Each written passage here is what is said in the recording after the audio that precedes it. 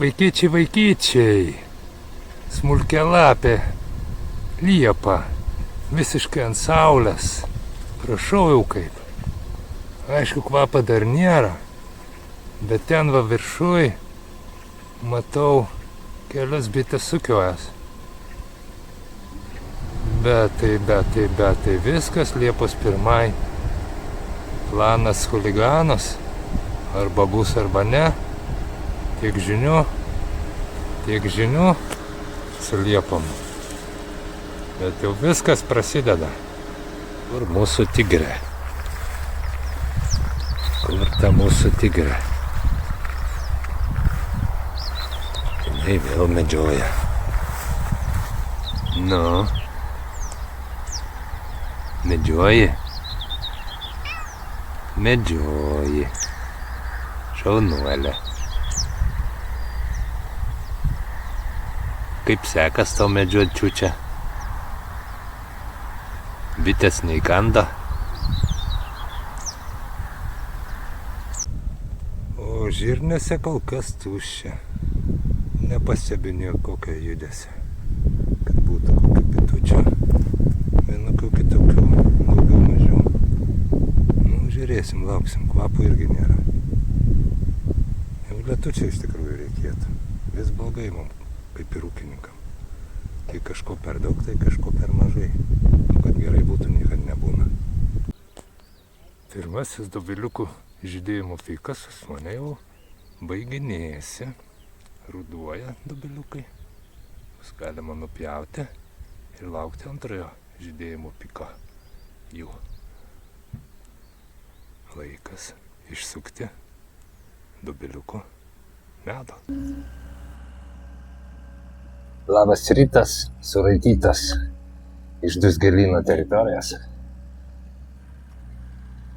Sekmadienis. Šiandien pas mane vėlgi, kaip ir kiekvieną savaitgalį, vyksta darbai. Tai fone turėsim šiokią tokią atrakciją, papildomą triukšmą, kas bus puikiai proga išbandyti, kaip veikia šito mano mikrofono triukšmo slopintuvas. Bus įdomu. Tai ką, atsigeriam kavutės. Bandau ekspromptu galvoj dėliotis tokį kalbos planelę ir paraleliai iš karto kalbėti be pasiruošimo tokia tema, ar galima sukti neakiuotą medą. Ten tose visokiose Facebooko grupose dažnai būna klausimai tokie, kodėl neakiuoja bitės medaus, lyg tai yra kuriuose to medaus, lyg tai jie pilni, bet neakiuoja. Daug kas bijo pasakyti, kad ir užsuko neakiuotą korį, parodyti, nežinau, kad bus užpulti, mėtyti akmenimis ir panašiai. Kokia yra iš tikrųjų ta reali situacija? Galima ar negalima sukti tą medą neakiuotą? Jeigu taip konkrečiai pasakyti, atsakymas būtų labai paprastas. Jeigu tas nektaras jau tikrai paruoštas iki gero medaus stovio, nepriklausomai nuo to, jis akiuotas ar neakiuotas, jį galima išsukti. Toks būtų atsakymas, dabar galite mesti mane akmenį. O kad būtų aiškiau, kodėl toks atsakymas, pabandykime apie tai pakalbėti dabar. Kodėl mes prie tokio atsakymą prieinam ir kodėl jis yra, mano akimis, teisingas 100% ir kodėl nereikia kartais bijoti ir parodyti, pasakyti, kad jis tikau korį, kuris nebuvo užakiuotas.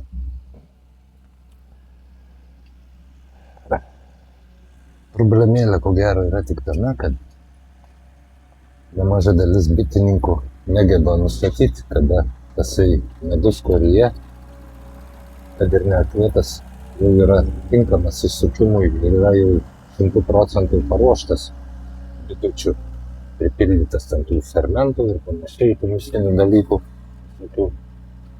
Tame vat yra problema. Tarkim šiek tiek į istoriją, iš kur atsirado tas toksai etalonas, kad geras medus yra tik tai akiuotam koryje. Kažkada seniai žmonija neturėjo prietaisų, ne tik pati žmonija neturėjo, o ten tasai bitininkaujantis kaimietis kažkoks tai žmogus su kažkokiu ribotu išsilavinimu, visiškai be jo, tuo labiau neturėjo jokio instrumento, kuris nustatytų to nektaro esančio korėje drėgnumą. O drėgnumas yra būtent tas parametras, kuris ir nusako tą medaus jau tinkamumą, galutinį, kaip sakant, paruošimą, jo brandą ir panašiai. Nes bitės džiovindamos nektarą irgi orientuojasi į to skysčio tirštumą.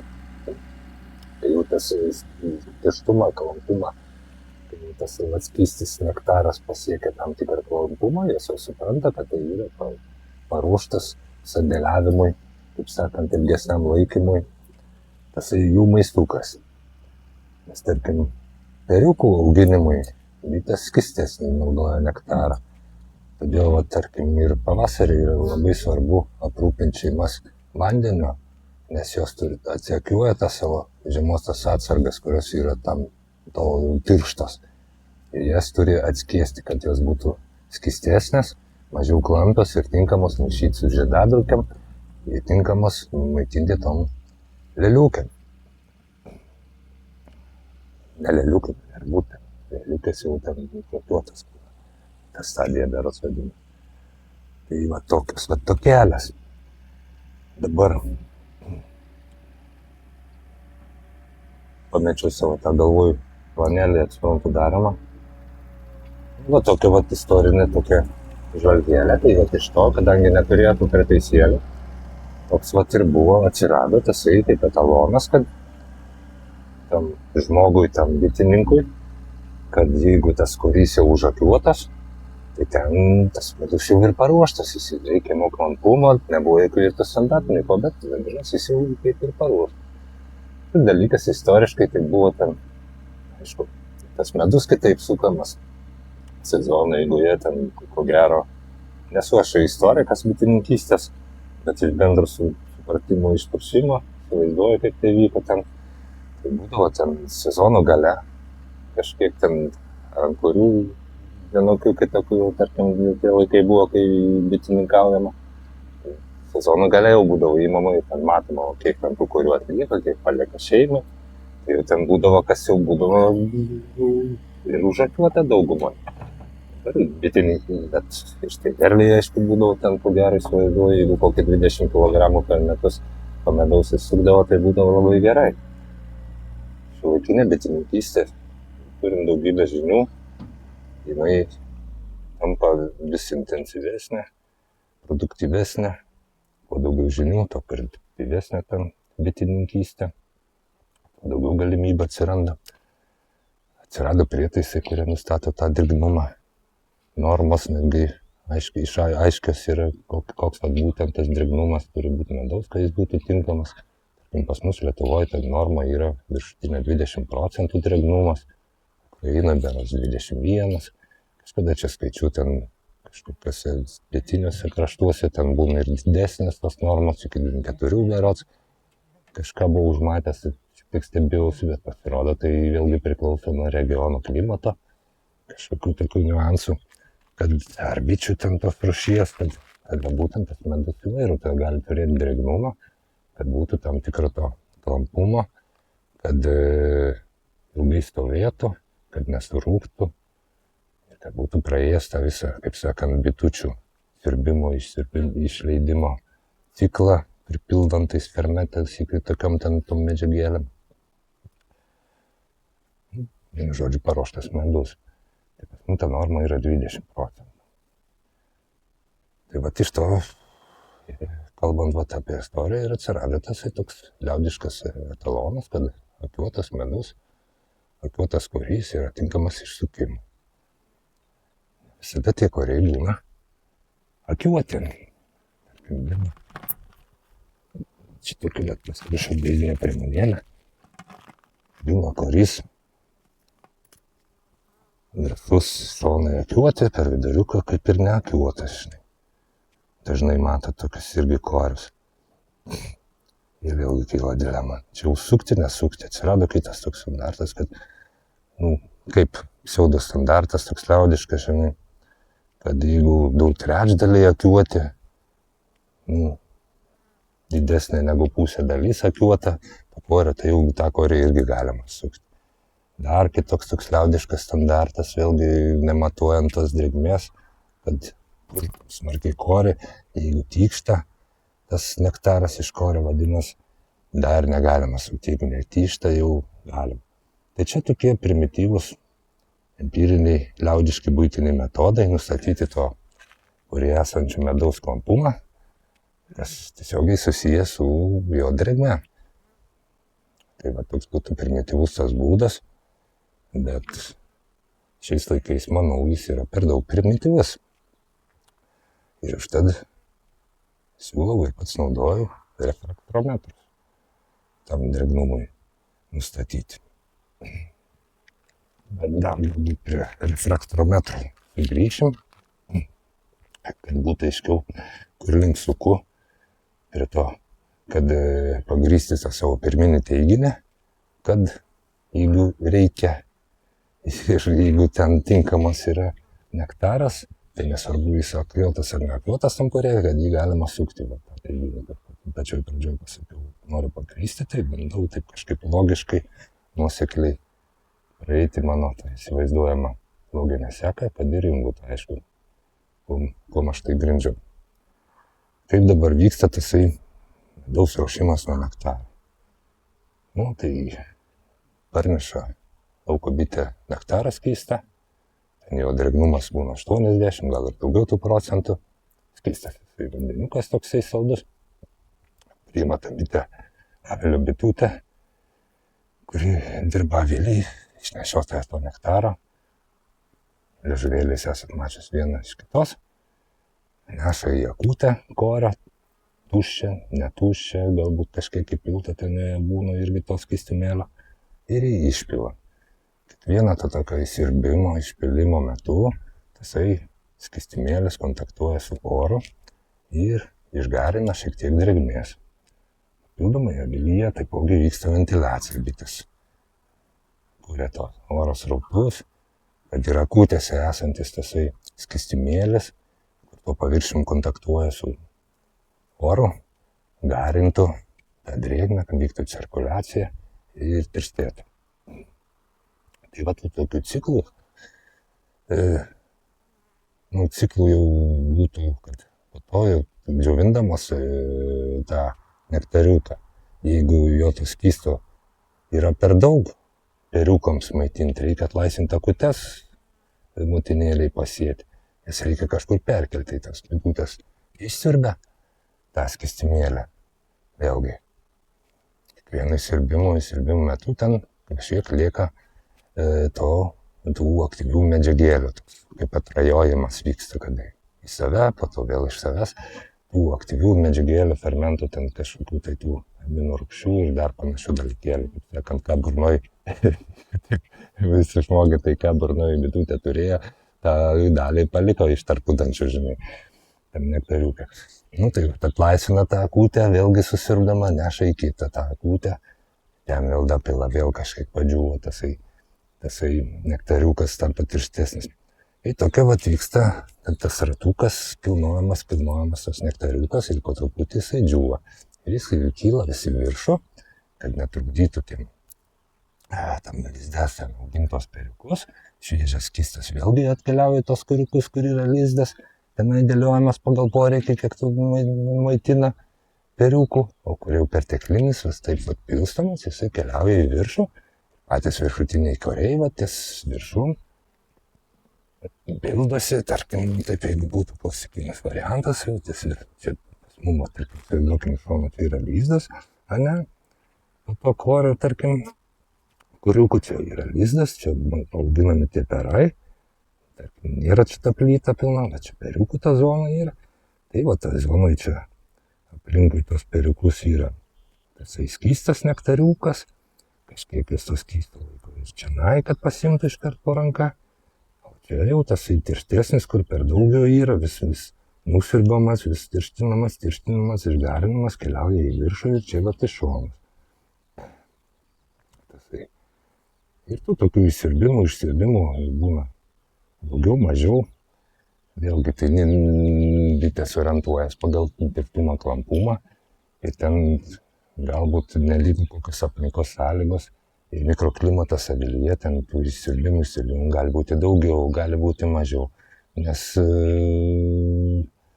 vienom sąlygom tas nektaras savaime greičiau džiūva, kitom sąlygom jisai prastai džiūva, kaip pavasarį, tarkim, dėl ko yra sunku blindžių medaus paimti, kad jis būtų reikiamo drėgnumo, dėl to, kad yra tas klimatos sąlygos tiek avily, tiek lauke tokios, kad labai drėgna, temperatūrų skirtumai didžiuliai ir nepavyksta jam išdžiūti.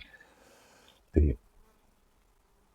įsiplečiant, kaip tęsiu tą mintį, tas skystas tirštindamas keliauja čia į viršų, į šonus, čia lieka toksai skystesnio intarpėlis, kur tarčiau lizdo, kur tariukai auginami, kad esant reikalų paimti. Bet jeigu labai daug to nektarų, čia jau sutirštinama, kaip sakant, yra trūkumas to ploto ir būna, kad ir visas tas korys. Bet bitininkas paprastai tokiu momentu nelaukia, deda kitą medūvę, kad tam skystam pilstimui būtų vietos, o čia jau keliautų į tą korį vien tik tai tas tirštas, žinai, ir būtų galima paimti išpūkti. Bet tarkim, stebim tą tokį judėjimą, kad papasakau, kad būna korys pradedamas atliuoti čia nuo kraščiukų, viršus, ir paskutinis užbaigiamas šitas viduriukas, kuris yra arčiau tų periukų auginama. Pas mane, kai ten būna, tai jau medūneščių tikrai metu, tų periukų, kaip sakant, maitinimo nebebūna, tai kažkaip kitaip vyksta, žinai, galbūt ir tolygiau. Bet ko gero iš įpročio bitės tų refleksinių kažkokių vis tiek panašiai tą viską daro. Nelygu, kad lizde nėra tų perų. Tai tas drėgnumas. Ir tas drėgnumas būtent tiesiog ir yra surištas su tuom, kad tas medus jau yra kaip ir brandus. Brandus, kaip atskaitytų, kad ten praėjęs kažkiek tai pripildytas tų fermentų. Tai tiesiog ir rišasi su tais, kiek sykų bitutė išsiurbs ir vėl dės į akutę, kad pradžiūtų tas nektaras ir kiek papuls ant tų fermentų. Bet kiekvien tasai fermentų kiekis yra klaidžiojantis toksai lygis, kaip priklauso, kaip paminėjau, nuo klimato, mikroklimato avily, kaip greitai tas nektaras savaime džiūna, kiek tų ciklų bus ir kiek ten bus gausu tų fermentų, bet jų bus. Ir tarkim jau, kai tas medus pasiekia tą reikiamą klampumą, tai bitutė jau jo nebeišsiurbinėja, jis ir stovi toje akutė. Tai lieka toks klausimas tada, žengiam žingsnelį toliau, kiek ta akutė pilna. Ar jin pripildyta to, kad ir brandaus jau medaus, ar dar nepripildyta. Ar ten yra 100% tos akutės gylio, ar tik pusė, žinai. Tai jau taip įsivaizduokim, vyksta medūnešis, ane? Neša, pildosi tie viršutiniai koriai, ten jau brandus jisai, bet dar nepilnos tos akutės.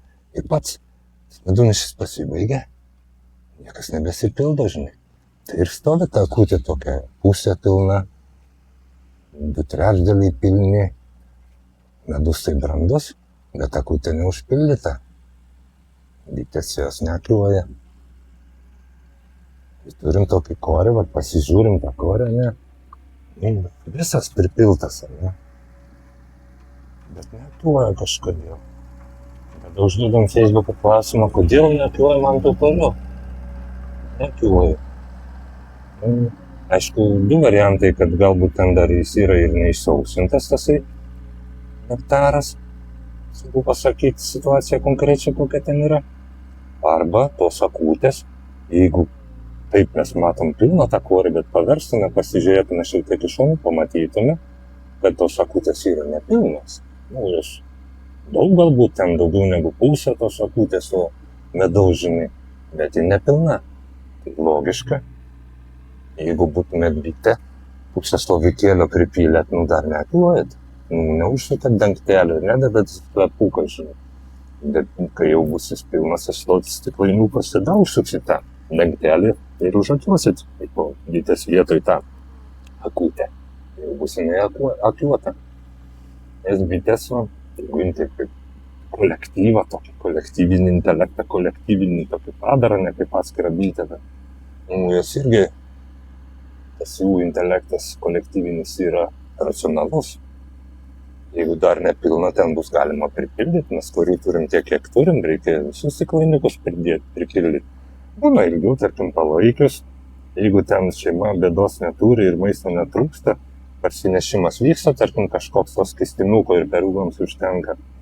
Tai jau čia tuose koriukose, neskubant ten tos laisvesnės bitutės avilio, šitos zonos, kur virš lizduko yra, tai ir tiršta ten pernešinėje, kad užpildo tas kraštines akutes. Čia jos ištuštėja, netgi pasidaro kartais ilgiau palaikius ir tuščios, bet čia kraštuose jau užakiuota gali būti. Ir jau ta situacija. Bet esmė tokia, kad netgi neakiuotui akūtai gali būti jau brandus medus, nes jeigu jis yra pasiekęs tam mūsų atveju Lietuvoje kaip standartą, reglamente užrašyta 20% drėgnumo, tai jau jis yra praėjęs visus pakankamus ciklus atrajojimo, yra pagal situaciją pripildytas tiek, kiek galėjo būti pripildytas aktyvių medžiagų ir jis yra tinkamas, nepriklausomai nuo to, ar ta akutė buvo užakiuota ar neužakiuota. Tai va, tokia, manau, supratot mintį. Daugam nuskambės, kad vat, ropšė trana suka neakiuotą medų. Visaip suku. Ir akiuota, ir neakiuota. Kartu galiu pasakyti. Akmuo kažkur ten. Tai va, toks vat reikaliukas. Dar kažką norėjau pasakyti, tuoj sukaupiu mintis. Kaip dabar turėtų... dar tokio paminėsiu dalyką, tarkim šiuolaikiniai, intensyvioji bitininkystėj, pramoniniai, tai tokie dideliai,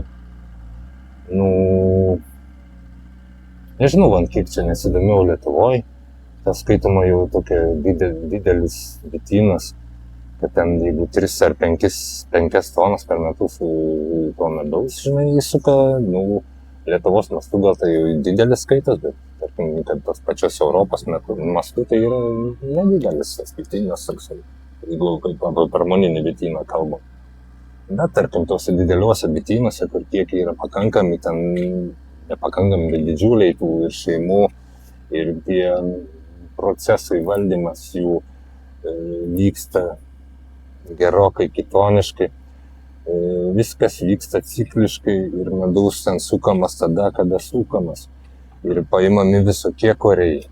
Ten prie avilio kiekvieno nesižaisi su refraktometru, kad pamatuoti, koks ten tas korį esantis medus, reikiamos drėgmės, nereikiamos, iš to sukam, iš to nesukam, tas akiuotas, neakiuotas.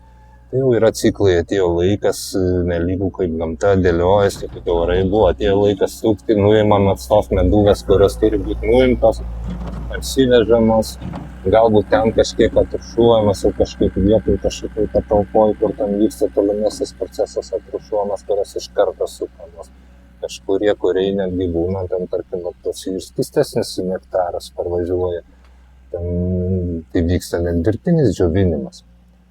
Tai sausesnėse patalpose su specialiais kondicionieriais, kur patalpos drėgnumas yra žemas, tai tasai tie ar kloriai, ar jau išsuktas tasai per skystas, ne visai, kaip sakyčiau, medus, toksai pusiau pusnektaris, per skystas, netitinkantis tų normų drėgnumo, tie kibirai talpos kažkokios laikomos patalpoj, kad savaime išgarinti ir pasiektų tą reikiamą drėgmę tinkamą sandėliavimui, kaip sakant, laikymui, kad nebūtų grėsmės surūgti.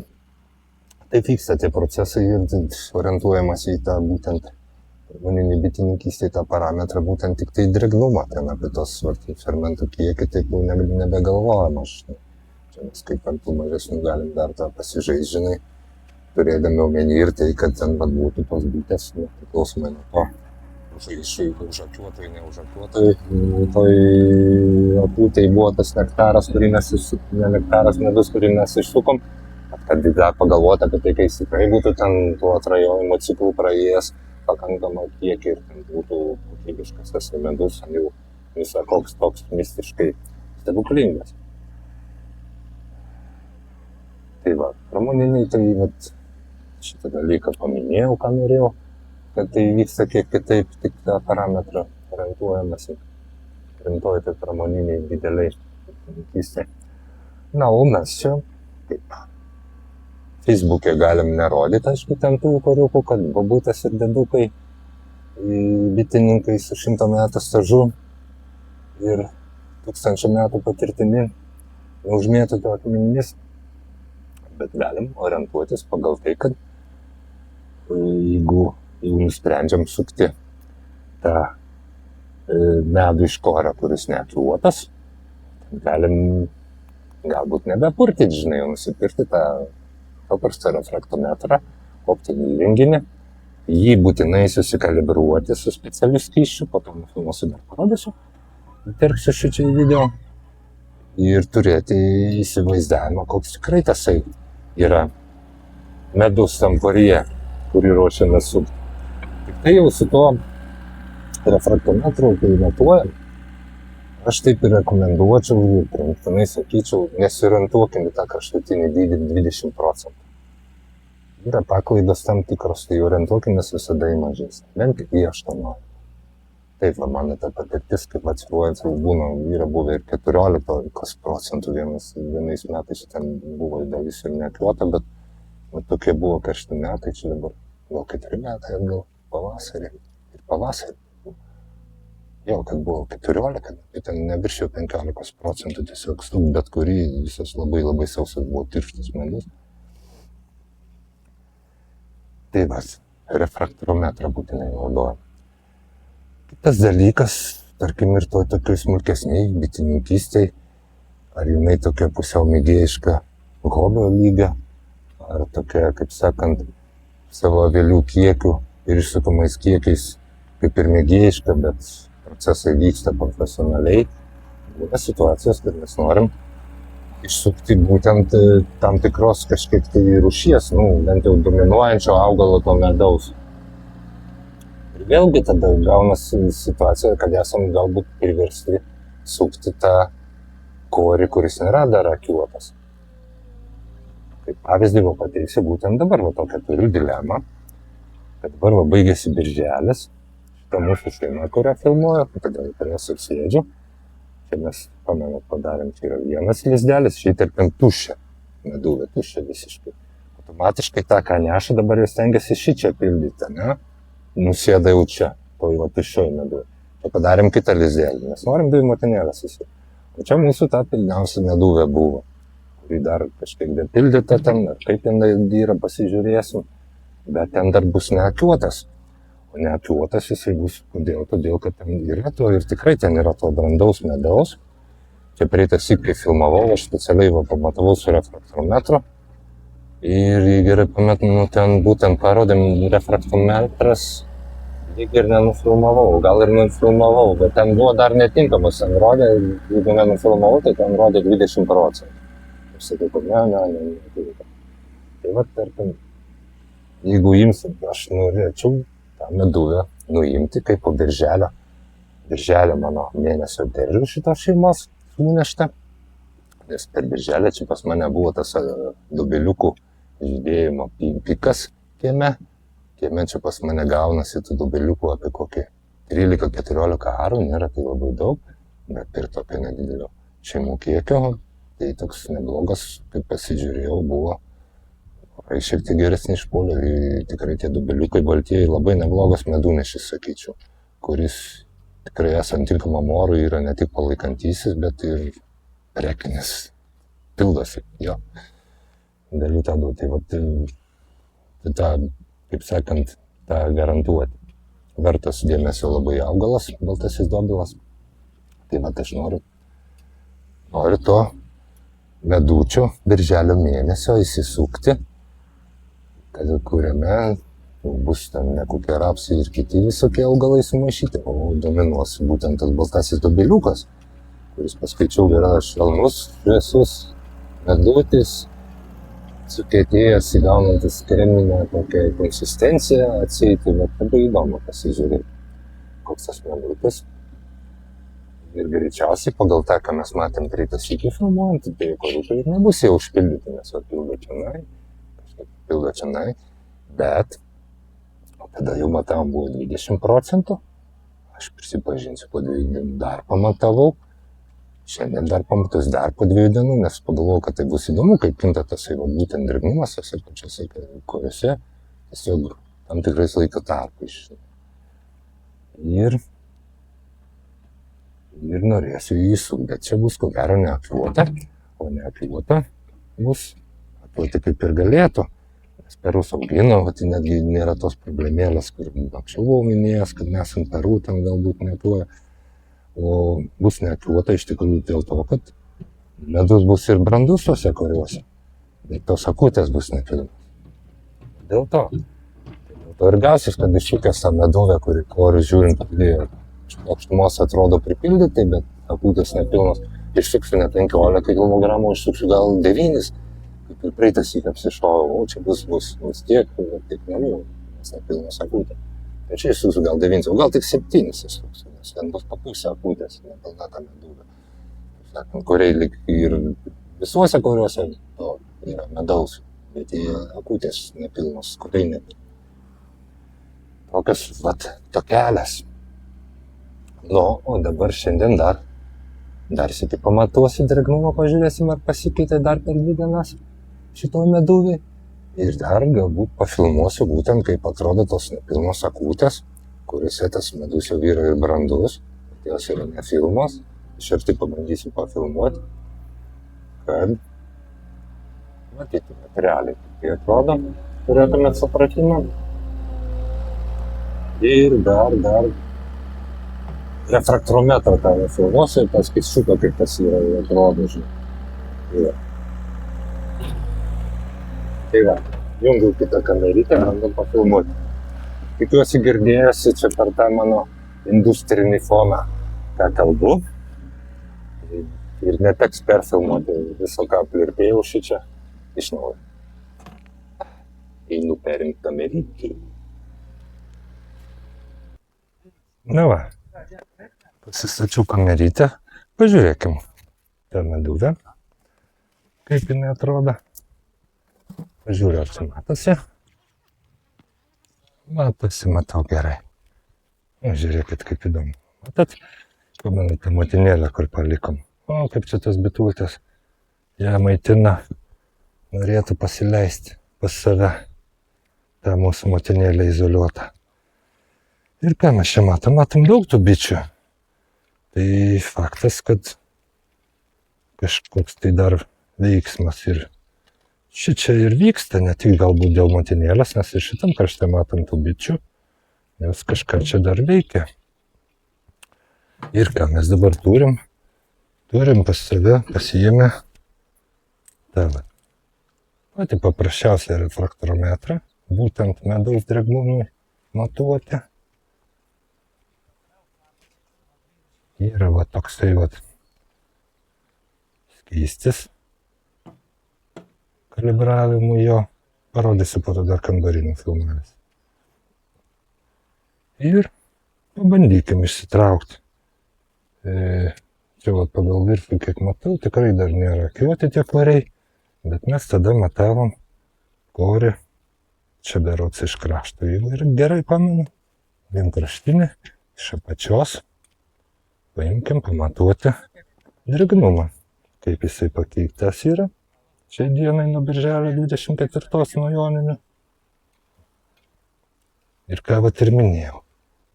Jeigu taip žiūrėsim, čia jau karšiukas yra pakvitas. Matyt, akutės pilnos buvo. Taip žiūrėsim, visas yra čia užpildytas tas korys. Bet jeigu žiūrėsim iš šono, tuoj su kita kamera bandau pafilmuoti, nes matysis vaizdžiau. Terpsiu į video. Va. Žiūrim taip, korys kaip ir pripildytas nektaro, ne? Ok, viskas. Bet jeigu žiūrim taip,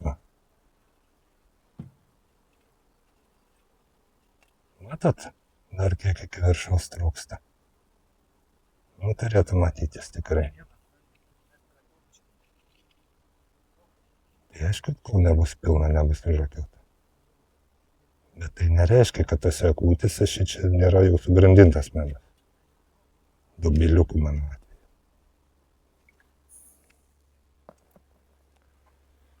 Na va. Tai pakabinkim medučių kažkur iš apačios. Šio dariuko. Kokią akutę sugadinkim. Netgi vat varvinant matos, koks jau jis tirštas. Matot, kaip jisai? Tirštas jis ir taip netgi galima nustatyti jau ne tik vertę, bet matyti, kad jis jau tirštas yra. Ir jis nesitaškytų, čia kratant apkorę. Ir bandau pažiūrėti, ką rodo. Taip, šitos akutės drėgnumas yra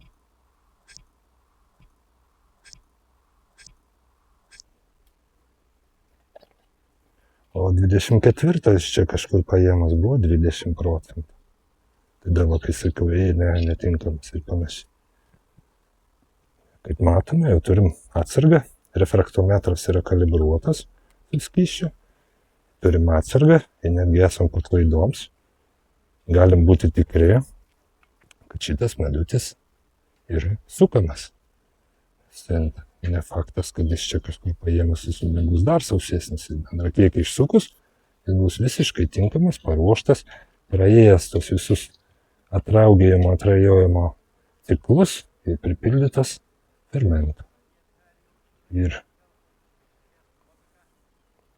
nors mėtantis akmenis jos mėtis, tai jų toks darbas yra, tokia saviraiška, savivertės išraiška, bet tai galima daryti. Vėlgi būsim eilinį sykį paėjęs prieš srovę, bandantis sugriauti mitus, kad medus gali būti sukamas tik iš korių akiuotų arba akiuotų 2/3, bet drąsiai teigiu, minėjau, galit mėtyti mane akmenis, kad žinant kada, pasitikrinant, įsitikinant, kad tas medus yra brandus, galima sukti ir neakiuotus korius. Tai teigiu drąsiai ir atsakingai iš savo pusės. Yra mano nuomonė, visi yra laisvi turėti savo nuomonę. O jeigu skolintis kažkieno nuomonę, tai irgi visi yra laisvi, jie savo nuožiūrą skolintis. Aš savo nuomonę bandžiau pagrįsti, papasakoti, kodėl taip manau.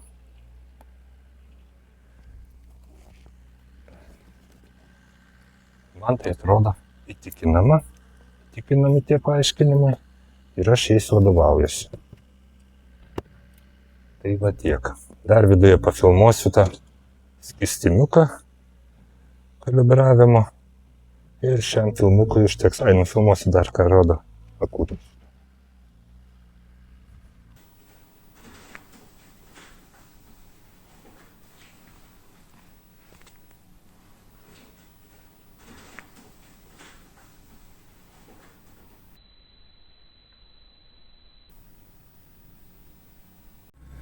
Tasai paprasčiausias refraktometras, bet perkant jį reikėtų tikrai atkreipti dėmesį, kad nusipirkti, kuris matuoja drėgnumą, nes būna įvairių tų refraktometro optinių įrenginių su įvairiom skalėm, skirtingiam dalykams skirtų. Ir čia, tarkim, yra skystis jo kalibravimui. Užrašyti parametrai, prie kokių reikia kalibruoti. Tarkim, irgi aš buvau ištaikęs momentą, kai buvo 20 laipsnių, būtent tokia Brikso procentus, ne drėgmės, bet Brikso. Nes čia tam refraktometre yra paraleliai ir drėgmės skalė, ir Brikso dar kažkokia skalė, 3 skalės. Ir taip pagal Briksą susikalibruoti, vadinas veikia ir kitos skalės tinkamai. Tai būtų prie reikiamas temperatūros, pasistatote būtent reikšmę ir jau žinot, kad tos paklaidos bus pagal galimybės minimalios. Nes gamykliškai tas optinis renginys jisai kaip ir kokybiškai padarytas, bet kaip jis įstatė tą skalę, ten išsiskaidimas, tas judėjimo, to šviesos spindulio laužimo, jis bus, nebus labai tikslus, ten gamykla kiekvieno jo tikrai niekas nekalibruoja. Tai jį reikia visų pirmiausia susikalibruoti. Ir tada jis pakankamai tiksliai iš tikrųjų rodo. Aš žiūrėjau šiaip netgi ten pokyčius prie temperatūrų tam tikrų, ten nebuvo jie dideli, tarkim, tose būtinėse temperatūrose, ten procentų ribose kažkur ten, ir tai taip subjektyviai tas pavaikščiojimas tų dydžių reikiamų. Tai va tokį per taisiuką. Yra tie brangesni visokie elektroniniai. Aš kaip technikos žmogus iš tiesų nesinagrinėjau, kaip ten jie padaryti, bet esu tikras 110%, kad tas pats optinis principas yra panaudotas kaip ir šičia. Tiesiog ta duomenis tos, kaip tas laužiama šviesa praėjus pro tą skystį, kuris tyriamas, tie duomenys nuimami ne per okuliarą, o yra sensorius, kuris būtent nuskaito ir elektroniniu būdu išveda tą reikšmę būtent tų procentų. Galbūt kažkokiuose mandresniuose dar gali būti kažkoks temperatūros daviklis papildomas, kuris įneša korekcijas į tą išnešamą reikšmę, tarkim, pakoreguoja tas procentų dalis ten. Taip hipotetiškai spėčiau, kad galbūt galėtų tai būti, bet ar tai daroma ar ne, ten jau kas tos prietaisus kūrė, yra giliau išsinagrinėję, kokios tos paklaidos gali būti ir kaip ten jos sukalibruoja. Bet esmė, kad ten principas lygiai tas pats yra optinis panaudotas, esu garantuotas 100%, tiesiog mandriau padarytas elektroninis prietaisas, kad tau nereikia žiūrėti pro okuliarą, o ten išmeta tau iš karto ant kažkokio ciferblato tą reikšmę norimą. Toks paprastesnis. Ten kažkas, atsimenu, Facebook'e, sakė, ar ten jūs kalibruojat šitos, tas brangius, ten kažką. Taip ir norėjęs man magiją taip įgelti ir pakušinti, paklausti, kiek sykių jisai savo prietaisą veža į metrologijos centrą, kad sukalibruotų. Ir kaip jį nuvežus tą savo prietaisą medaus drėgnumo kalibravimą, pasižiūri tie darbuotojai. Toks irgi pašnekėti galima daug ką. Bet ne bet kam makaronus pakabinsi ant ausų.